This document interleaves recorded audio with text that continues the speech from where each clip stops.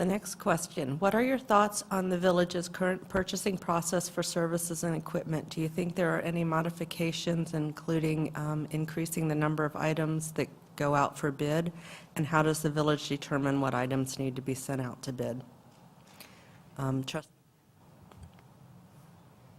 I think a dollar amount has to be kept in mind for going out to bid. Anything above that, we in the past have given the village manager discretionary power for anything under $10,000. I don't want to get into looking at every single little invoice that comes across the department there, but I do think, though, that we do need to keep the competitive bidding and maybe lower the limit a little bit, and then just go from there. Thank you, Trustee Keck. Trustee Burley. The purchasing process of the village. Obviously, we do go out to bid for a number, I don't want to say a large or a small number of our products. I think in years past, if we do have a good working relationship with an existing vendor, that we've given staff the leeway to go with that. And like we said before, any contract over $10,000 has to come before the board, but not necessarily bid out. There are a number of occasions where we do waive bid. You'll see on the agenda that we waived the bid process, meaning that we did not go out to a competitive bid, and we've used the state bid. So the state has bid out these products, and we are allowed to use that price. They open that up for us.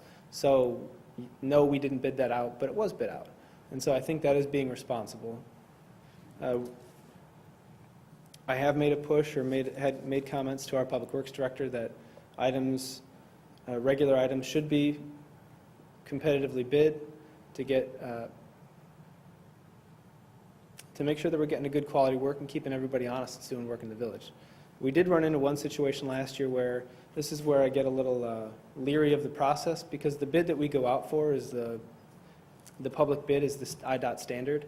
So we were doing sidewalk repair in Boulder Hill or patching in Boulder Hill. We wanted to waive the bid to that and give it to a contractor, a local contractor. Well, the board decided that they were going to bid that out, and we bid that out, the formal IDOT bid, and everybody else that had bid on it previously didn't, because the paperwork that goes along with an IDOT bid is so much more. And with it being a small project, it's not as competitive as you might think. So I think that we need to use that wisely. Something like sidewalk replacement, maybe we don't go to the formal IDOT bid if we're legally allowed to do that. But obviously with our roads and our water main infrastructure that's going to be here for 30 to 100 years, then absolutely we should be bidding that out. And the Boulder Hill project for $4 million this year and $4 million next year, we'll absolutely bid that out. And what staff did, they broke that one down to give smaller local businesses a shot at some of the smaller work. We're doing some hydrant and valve replacement in various areas. And by breaking that down, because it's a massive project, you're not going to get too many local contractors that can do all that $4 million in 9 months. So they pulled out some of that stuff so that we can do 2 projects at once. So I think that that's a positive, and look to do that again in the future. Thank you. Thank you, Trustee Burley.